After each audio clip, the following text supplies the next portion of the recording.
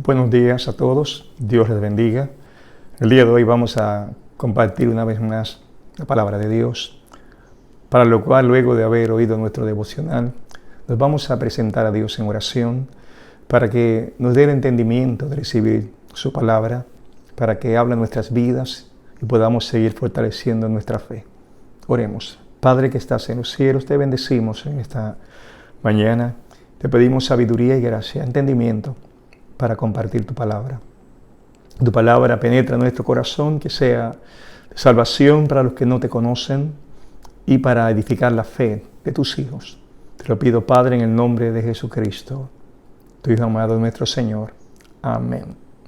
El día de hoy vamos a hablar del tema del altar del cristiano. Vamos a leer la palabra de Dios en Hebreos capítulo 3 y versículo 10, que dice así: tenemos un altar del cual no tienen derecho de comer los que sirven al tabernáculo. Así comenzaremos a compartir este texto. Obviamente, el libro de Hebreos fue escrito, la epístola a los Hebreos fue escrito para aquellos creyentes que querían volver atrás, querían volver al antiguo pacto, y va a haber una constante referencia al antiguo pacto y al nuevo pacto. Pero en este instante, cuando habla tenemos un altar del cual no tienen derecho de comer los que sirven al tabernáculo, obviamente está comparando dos diferentes altares.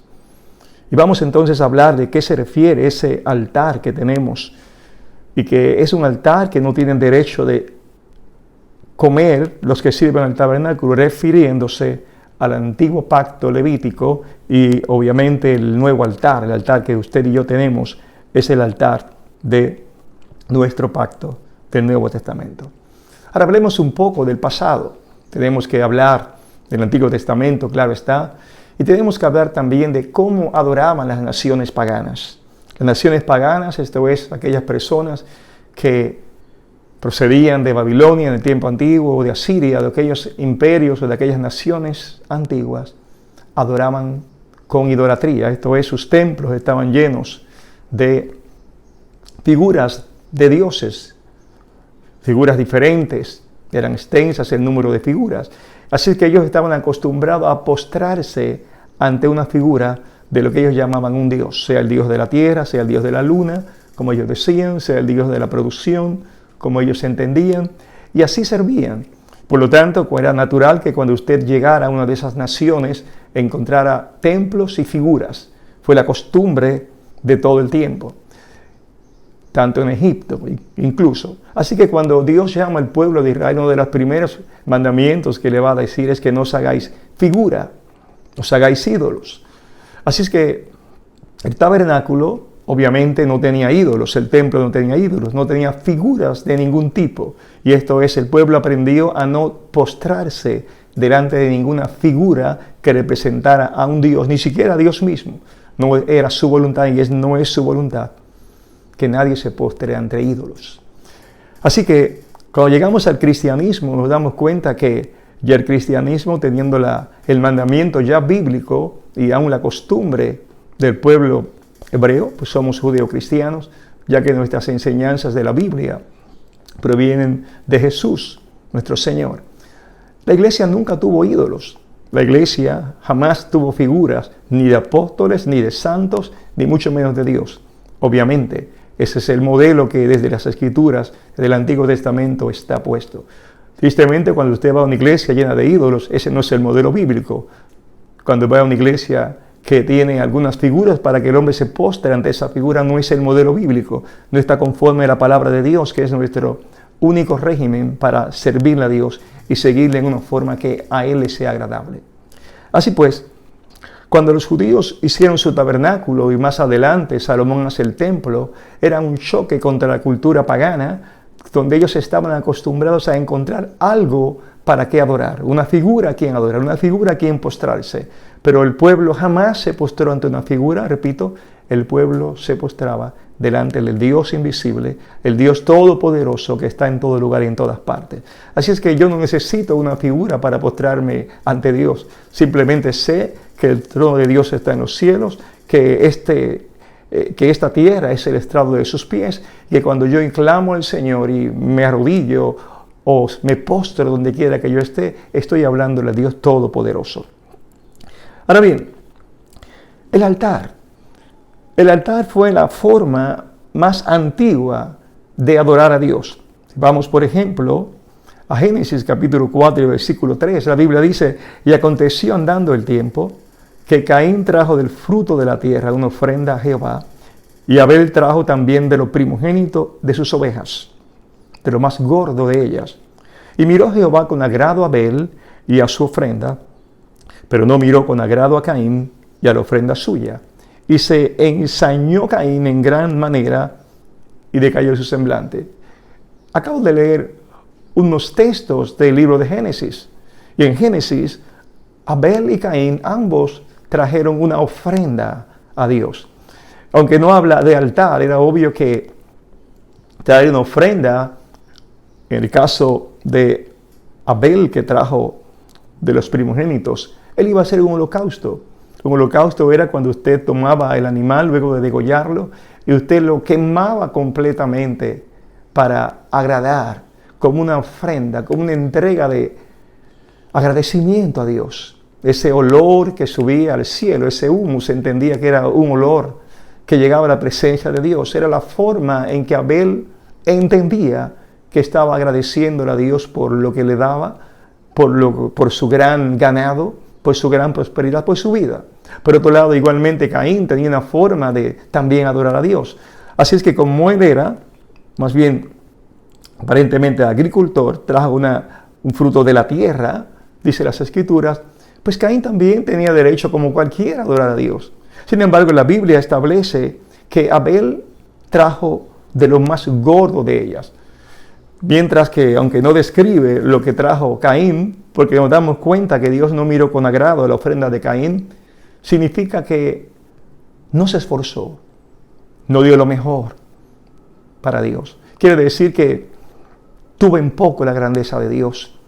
Fue poco agradecido y por esa razón lo que trajo no significaba el amor que le tenía a Dios, ni el agradecimiento que tenía a Dios. Así es que, por un lado, notamos que la Biblia en este tiempo no estaba reclamando nada, ni había legislado sobre cómo adorar a Dios, sino que la adoración parte del agradecimiento natural cuando miramos a Dios. La adoración parte de un corazón que ama a Dios. Y no todos aman a Dios en la misma manera. Aquí lo vemos con Abel y con Caín. La fe de Abel le movió a dar una mayor y mejor ofrenda a su Dios. Así es que aquí tenemos la primera relación de religión, de cómo acercarnos a Dios. La primera relación se ve con ese altar. Pero ya en Génesis capítulo 8, luego del diluvio, cuando Noé sale del arca, la primera cosa que hace es, y edificó Noé un altar a Jehová, Génesis 8:20, y tomó de todo animal limpio y de toda ave limpia y ofreció holocausto en el altar. Así es que notamos que ya Noé, tan pronto la tierra va a comenzar a ser poblada, también edifica un altar. Y en ese altar él ofrece un holocausto, un sacrificio. Dios miró ese sacrificio, dice que lo percibió como olor grato. Y dijo Jehová en su corazón: no volveré más a maldecir la tierra por causa del hombre. Aquí notamos un antropomorfismo, esto es cuando le damos carácter a Dios que tienen los hombres. Cuando dice que Dios dijo en su corazón. Obviamente Dios no tiene corazón, porque el corazón es un músculo que permite que la sangre sea bombeada por todas nuestras arterias, de tal manera que recibimos oxígeno para vivir. Dios no necesita tener sangre para vivir. Dios es eterno y todopoderoso y siempre ha estado. Dios es espíritu. Así es que este es un antropomorfismo. Es para decir simplemente que Dios tomó esa ofrenda, a Dios le agradó esa ofrenda y Él decretó que no volvería a maldecir más la tierra por causa del hombre. La palabra que se utiliza para hablar de holocausto es misbea, que significa matar una víctima. Así es que en todo momento que estos hombres ofrecían una ofrenda de olor grato, había la muerte de esa ofrenda. Y luego Dios recibía esa ofrenda. Pero no solo hablamos de Génesis, no solo hablamos de Abel, no solo hablamos de Noé, sino que Job es el primer libro de la Biblia. No sabemos su antigüedad, pero todos los teólogos concuerdan que es el primer libro de la Biblia. En el primer libro de la Biblia dice en Job capítulo 1 y versículo 5, hablando de Job: y acontecía que habiendo pasado en turno los días del convite, cuando él hacía una fiesta con sus hijos, Job enviaba y los santificaba, se levantaba de mañana y ofrecía los holocaustos conforme al número de todos ellos. Porque decía Job: quizá habrán pecado mis hijos y habrán blasfemado contra Dios en sus corazones. De esta manera hacía todos los días. Este hombre no era que ofrendaba en el altar de vez en cuando. No, este hombre, dice la Biblia, que todos los días, se levantaba y ofrecía holocaustos por cada uno de sus hijos. Quiere decir que en su altar personal, él se dedicaba a dar ofrenda a Dios de holocaustos. Y en el caso nos damos cuenta que él estaba pensando en el pecado posible de sus hijos. Aunque no conociera el pecado de sus hijos, él lo hacía por amor a ellos y por dar honor y honra al Dios Todopoderoso. Así que vemos estas ofrendas en las Escrituras. Notamos que cuando llega la ley, cuando Dios le da a Moisés los mandamientos de cómo servirles, entonces Dios va a legislar, va a indicar con más exactitud cómo acercarse a él en adoración. Dios le da el tabernáculo a Moisés conforme al modelo que Moisés vio en la montaña. Dios le mostró cómo hacer el tabernáculo. El tabernáculo lo resumimos fácilmente. Tenía el lugar santísimo, el lugar santo. Esa cámara se dividía en lugar santísimo y lugar santo. En el lugar santísimo solo había una sola cosa: el lugar del propiciatorio, el arca. Ese cuadro, ese cofre, vamos a decirlo, de oro, allí, que solo podía verlo una vez al año el sumo sacerdote. Nadie podía ver ese lugar santísimo, nadie podía entrar allí. Estaba oculto por unas cortinas en oscuridad. Luego, delante de la cortina que daba acceso al lugar santísimo, solo habían tres cosas. Había una mesa de los panes de la proposición, donde se ponían 12 panes para representar la comunión de Dios con Israel. En la mesa solo comían personas. Cuando usted invitaba a alguien a comer a una mesa, era porque eran amigos. La mesa representa amistad. Usted no se sentaba a comer con un enemigo. La mesa simplemente indicaba que Dios estaba en amistad con su pueblo, y por eso esa mesa recordaba esa amistad. Había una lámpara, y esa lámpara era simplemente para alumbrar ese lugar que no tenía luz. La única luz era la lámpara para que los sacerdotes pudieran ministrar. Obviamente la lámpara es tipo del Espíritu Santo. Pero había un altar, y ese altar de oro era el altar del incienso. Ese altar era solo para poner perfume. Y cuando el sacerdote entraba a ese lugar, lo único que hacía era cambiar los panes y siempre, en la mañana y en la tarde, poner incienso en el altar del incienso, que era de oro puro. Cuando salíamos del lugar santo, nos encontrábamos con un patio, y en ese patio había el altar de bronce. En ese altar de bronce era que se hacían todos los sacrificios. Cuando llegaba el pueblo a la puerta del tabernáculo, el sacerdote tomaba esa ofrenda, la entraba dentro de ese pequeño atrio, y en ese gran altar de bronce colocaba la ofrenda y la ofrecía a Dios en holocausto, por la culpa o por paz o en agradecimiento.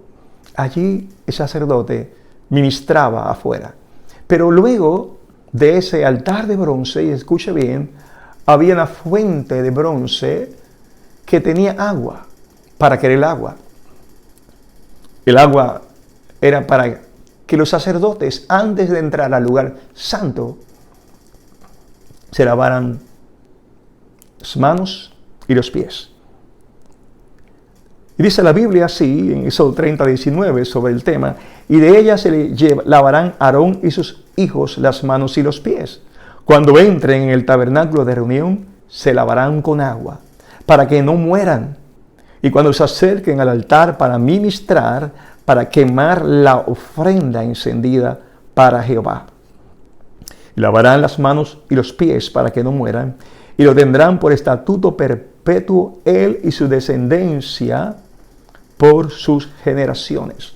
Así es que el sacerdote, a pesar de haber hecho una ofrenda por el pecado, o haber hecho expiación por el pecado del pueblo, no podía entrar directamente al lugar santo o al lugar del altar del incienso con las manos sucias. Tenía que lavarse las manos y los pies.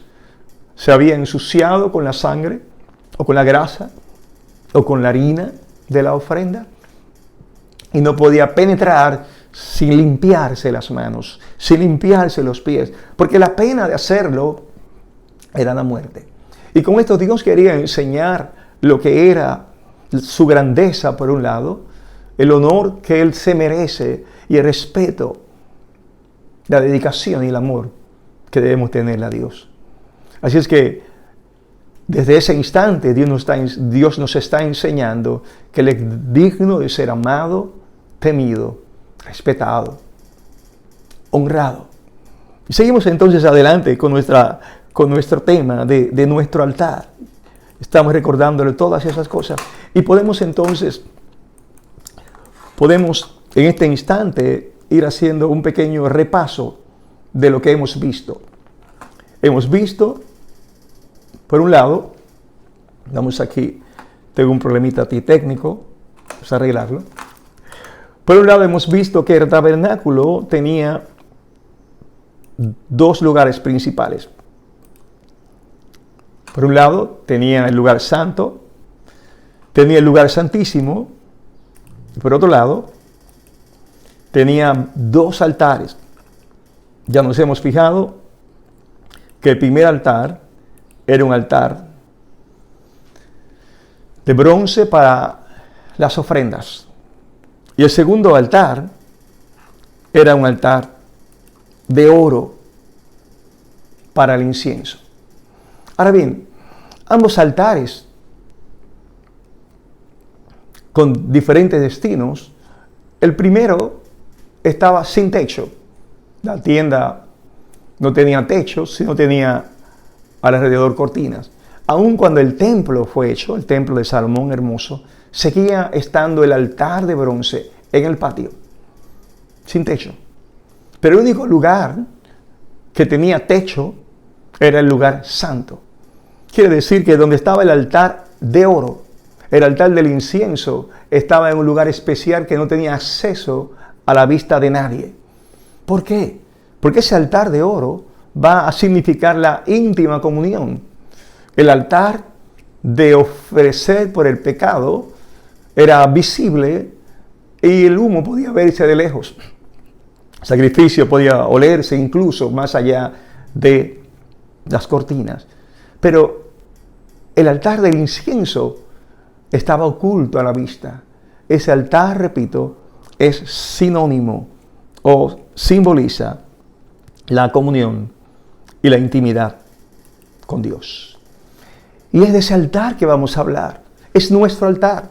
Tenemos un altar del cual no tienen derecho de comer los que sirven al tabernáculo. ¿Cuál es entonces nuestro altar? Nuestro altar es el altar que está en el lugar santo. Nuestro altar es el altar de oro. Nuestro altar es el altar de la comunión y del incienso. Y por eso cuando Jesús habla de que cuando oremos, ora con tu puerta cerrada, lo que está diciendo es que nuestro altar es una comunión íntima donde solo estás tú y Dios. Y allí en ese altar de oro, lo único que tú puedes traer es incienso, es perfume, no puedes traer ninguna otra cosa. Nuestro altar es simplemente el lugar donde Dios nos ha colocado. Vamos a pensar un poco en estas cosas. Primero es que Jesús mismo fue un altar Y le voy a explicar por qué. Si nos damos cuenta, en el altar era donde se colocaban ofrendas. La cruz fue el altar de Jesús. Porque en la cruz se colocó la ofrenda única que quita todos nuestros pecados. Y la única ofrenda que quita todos nuestros pecados fue la vida misma de Jesús en la cruz. Así es que Él entregó su vida, puso la ofrenda de su persona sobre la cruz, y la cruz se convierte entonces en el altar de bronce. Y allí Jesús murió.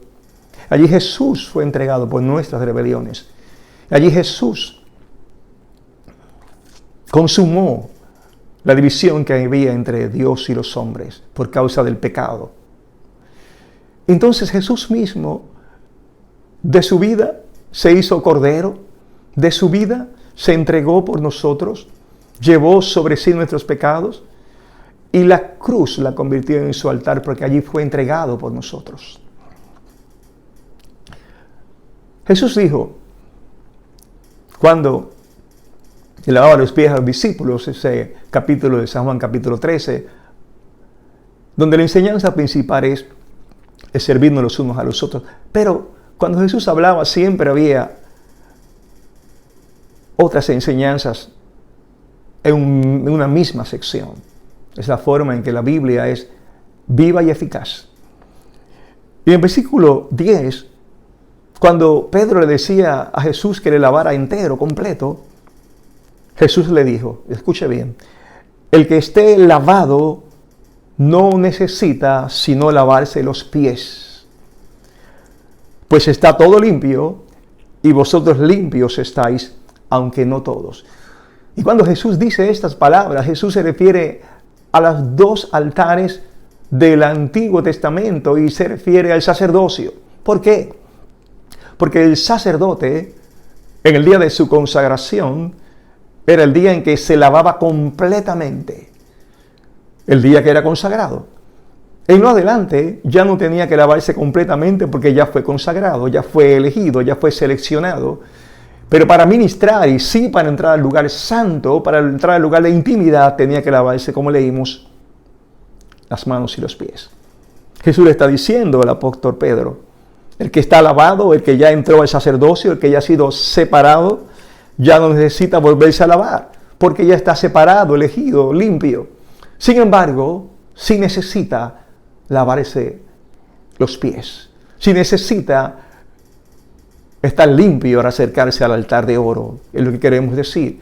Así es que lo que aprendemos es que nosotros en la vida cristiana ya hemos sido lavados por la sangre de Cristo, ya hemos sido bautizados, ya hemos sido regenerados, pertenecemos al Señor, no hay necesidad de volvernos a regenerar, no hay necesidad de volvernos a convertir. Sin embargo, en la vida nos vamos ensuciando.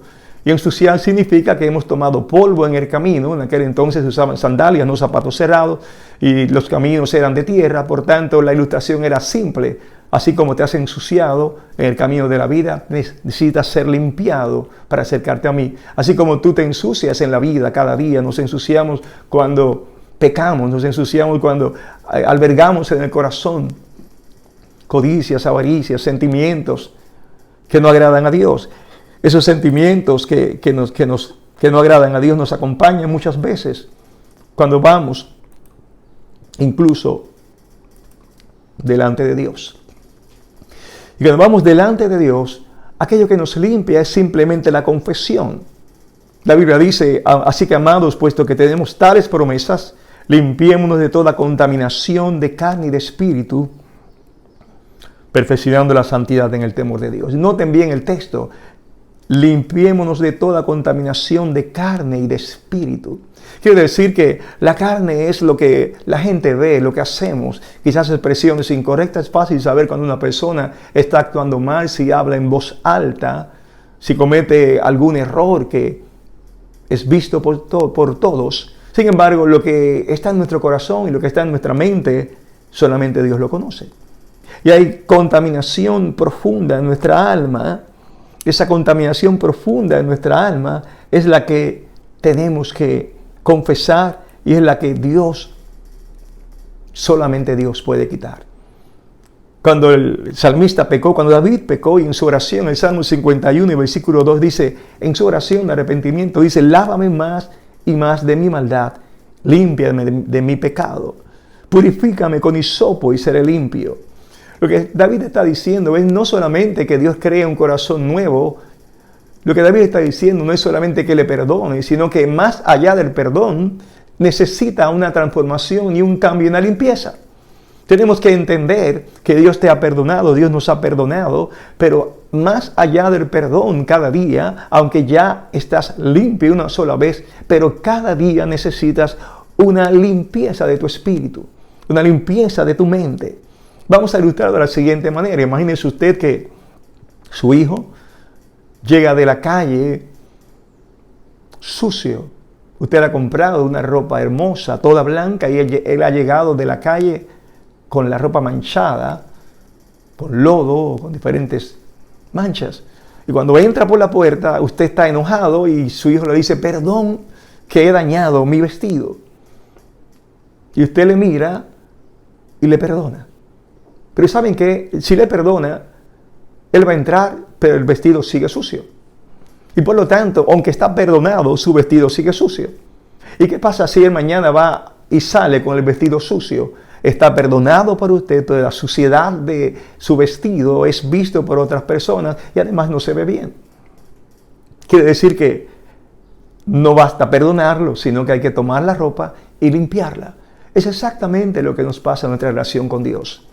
Cuando le hablamos a Dios, ya la sangre de Jesucristo nos limpia de pecado y no hay ninguna condenación para los que están en Cristo Jesús. Más sin embargo, esa ropa sucia necesita ser lavada y limpiada y purificada para que no vuelvas a hacer lo mismo, para que no vuelvas con esa ropa sucia a caminar en la vida. O es también como andar con dos zapatos de esos que se amarran con cordones, que están sueltos los cordones. Los cordones sueltos tipifican la maldad del día. Y sabes, si tienes los zapatos con los cordones sueltos, puedes tropezar y caerte. Y si te levantas, perfecto, pero si no los amarras, vuelves a caerte.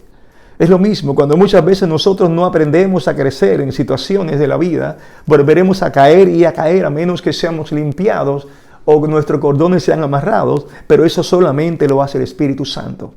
Dios solo puede quitar esas cosas que nos hacen tropezar y caer.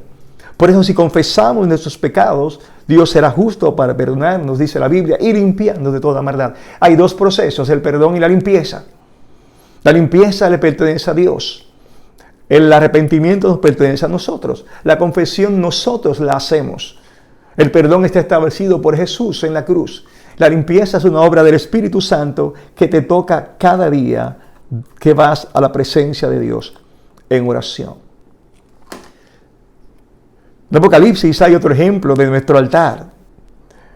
Capítulo 8, versículo 3 de Apocalipsis dice, otro ángel vino entonces y se paró ante el altar.